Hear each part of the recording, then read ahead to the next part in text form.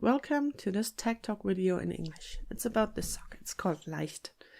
It's consisting of these balloons and the girl who's flying away. The balloons and also the girl are worked in a technique called Intarsia in the round, which means that we do not have any strands here in the back. It also means that we have a rather stretchy fabric, and I am now going to show you how to do it.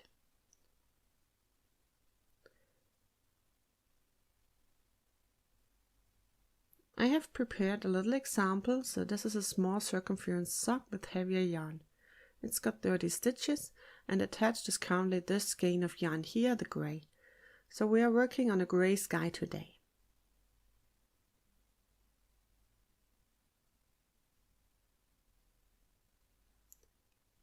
I also brought some more small skeins, which we will use as we come to them for the balloons.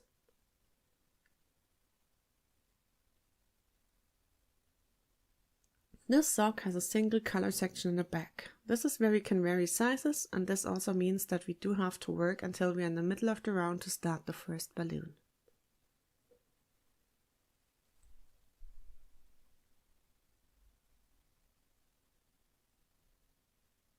So that's the place where I want to start the first balloon. I will use this light purple here, and I'm just attaching it. So no knot required here. We will work a little hole for sure, but we can take care of that when weaving ends later. So we just start working stitches here with the purple and making sure to leave some end to weave in. And now we have a little issue. First of all, it gets a little fiddly because we now have quite a few strands hanging around. But now we have to continue using grey for the second part of the sky, and that's why we need a second skein of grey.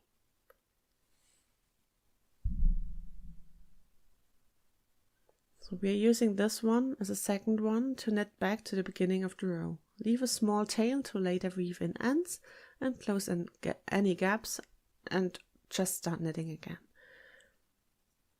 I'm now knitting back to the beginning of the row.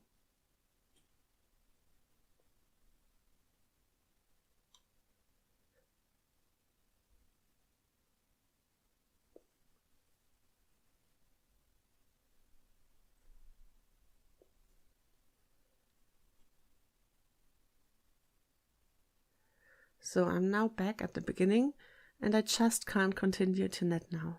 If we just continued, the purple yarn would be hanging on the wrong side of the balloon. So we will do a little trick. We will turn, and we will purl back, because then the yarns will be at the place where we will need them to be. I could start purling right away, but then I would produce holes here at the back of the sock. To avoid this, we will do some magic. Our working yarn is currently the small ball.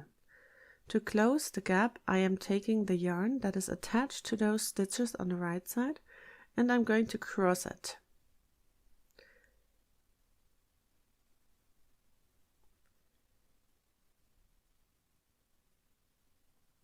So these stitches on the left is where we will start purling, and the stitches on the right where we were at the beginning of the last row.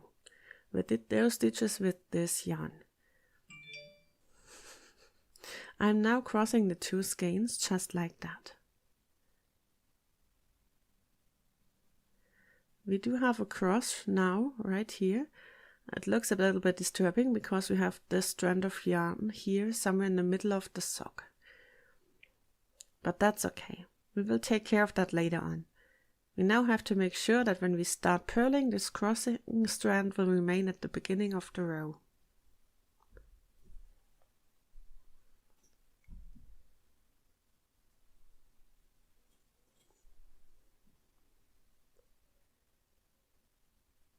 So, 3 purl stitches done, and the yarn is still in the middle. It's attached to the first stitch, but it can be tightened and loosened as we want to. And so, I resume purling until I reach the balloon.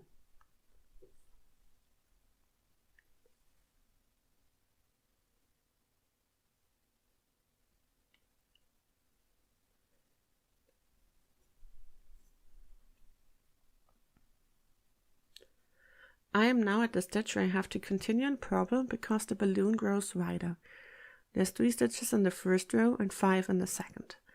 So I need to start with the purple yarn and it's dangling at the right place here. To avoid holes though, we are going to cross again, laying the color that we just used over the one that we will be using. I'm getting this from underneath and I'm just going to purl with it. As this is just the second row with this color, this can be a little bit fiddly because we will pull the yarn of the stitches of the previous row and produce some big stitches here.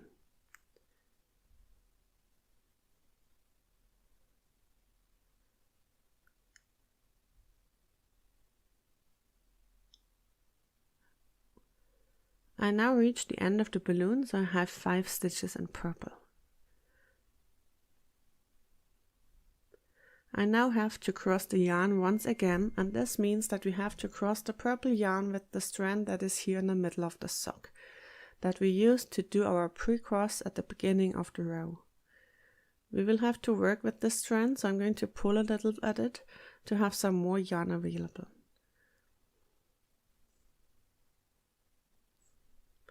As we need to cross these twos, what I do is I take the purple yarn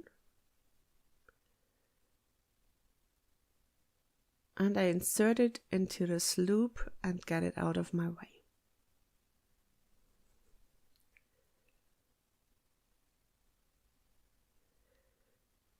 We now have this cross here, and I can start to purl my way back with the gray yarn.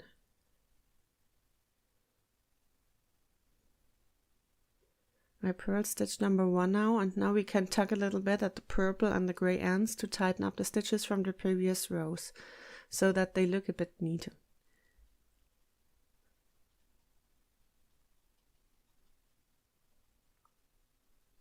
Now I work my way back to the beginning of the row. If I need more yarn, I just tug at the loop and get some more.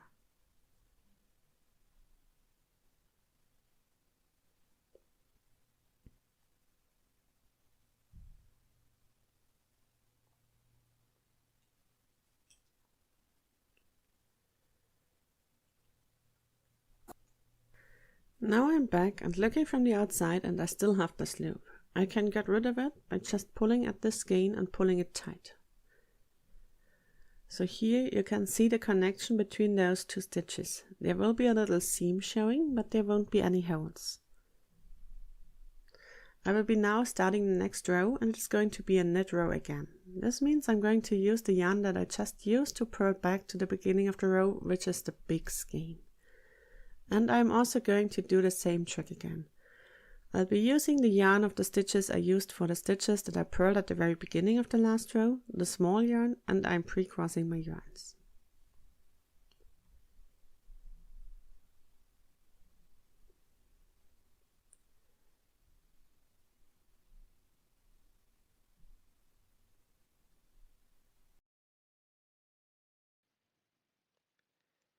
At the beginning of your row, make sure to untangle your ends. Put all small ends into your sock just to get them out of your way.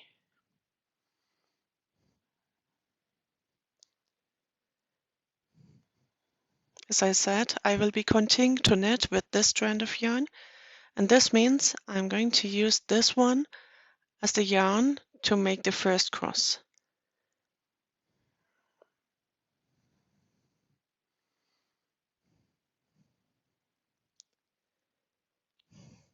Now I start knitting again, and as before, we will have this strand of yarn in the middle of our sock, but that's okay.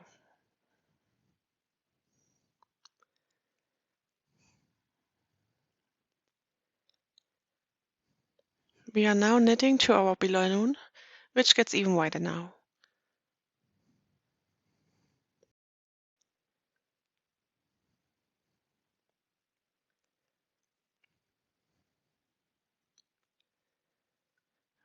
You can now see the hole that we created in the first row because we couldn't cross yarns back then. Now we are going to cross the yarns again, and so I'm going to cross the yarn that I just worked with with the purple yarn that is waiting right here. The gray yarn is going over the purple strand, and we will start knitting with the purple yarn again.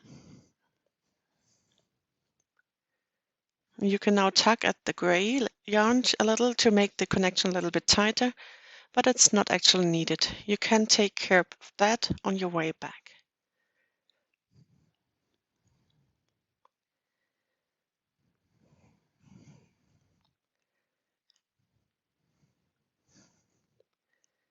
So that's what it looks now.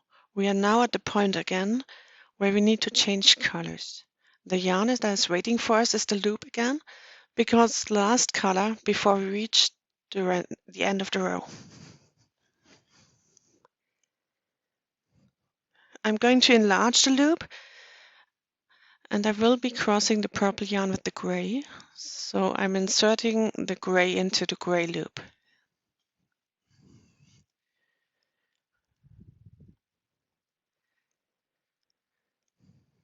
Now I take my loop yarn, and as you can see, the purple yarn is crossing it here at the beginning, right at the stitch that we just worked. Now I will continue to knit with the gray yarn again. So that's how Intarsia and the rounds worked. It's not hard to do it, it's just fiddly because there are a lot of ends you need to get out of your way, and with a growing number of balloons there will be more and more ends. It's basically just knits and purls and some crosses in between.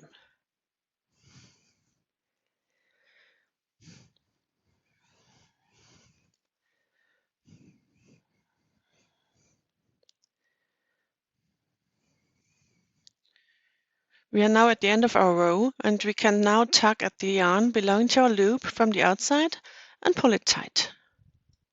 Now I'm going to just attach another color on our way back, just to show that this is also possible on the left side, of course. So we are going to purl back with this. It's our working yarn. So this is the yarn that we just worked for these last stitches of our previous row. We need, of course, to pre-cross it again with the yarn on the other side.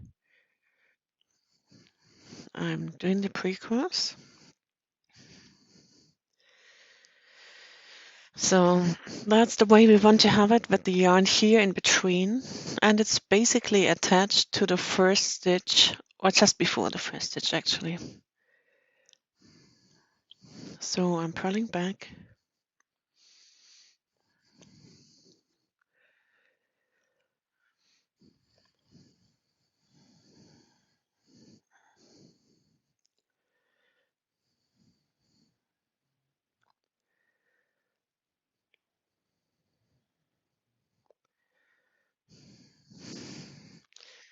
And now I'm attaching a second color for the second balloon.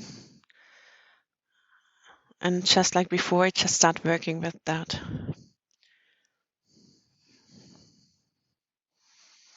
There's no way to cross it here. Even if I did cross it like I would normally,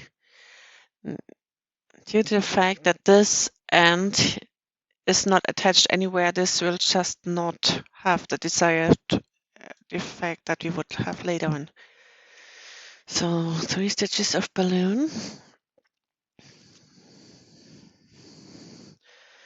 And we will have some in-between gray, as the purple does not reach far enough. So the two balloons are separated by some gray sky.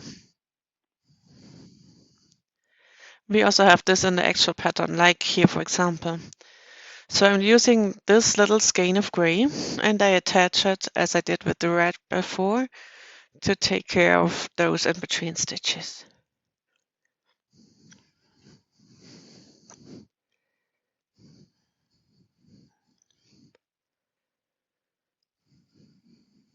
So let's pretend that this purple balloon is not growing any larger at this point. So what I'm doing now, I will be crossing again, because I now work with the strand of yarn that was attached in the previous rows.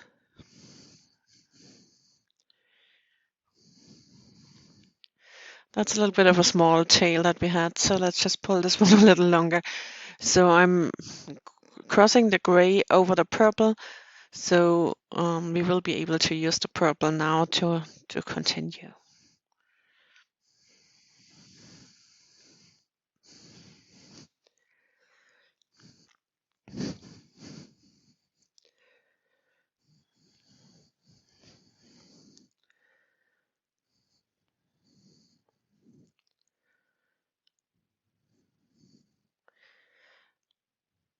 Now I'm back at the point where I need to cross the 2 yarns again, and it's once again the last color switch of the row. So the yarn waiting for us is the loop that we created when pre-crossing our yarns. So we're inserting the purple into the loop that is waiting for us here. And I'm now purling with this loop back to the beginning of the row. I can also tag a little bit here.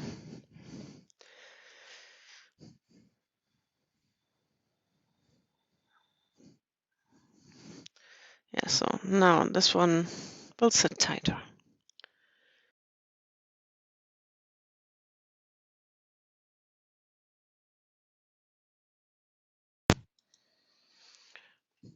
Now pull that one tight. Now we are almost at the end of the small tutorial here. And as you can see, we have a lot of dangling ends here. The first thing I would recommend doing when reaching the end of row is to untangle those.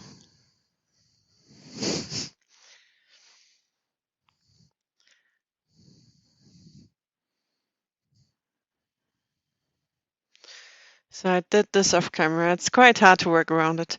What I like to do is now to place the skeins in the sequence I will be working with, starting with the big skein, then the purple, the small gray for the in-between sky, the red balloon, and the second big ball of yarn for the end of the row. And of course we need to do the same as at every row. We need to pre-cross our yarns. We will be working with this one, the big one, and we will be using the skein on the left to work the cross.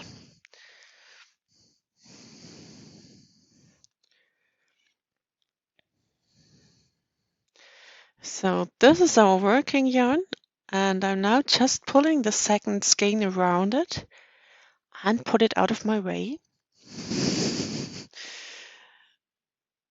And I won't have a double cross in between here, as tucking in the last loop would be much harder. So now we start knitting again towards our first balloon. But now that the yarns are in sequence, it's much easier to determine which one is the next color we will be using. So always make sure to have this one strand in the middle of your sock and to cross yarns as you come to them. And I wish you good luck with this adventure and have a nice qualifying for Sock Madness 2023.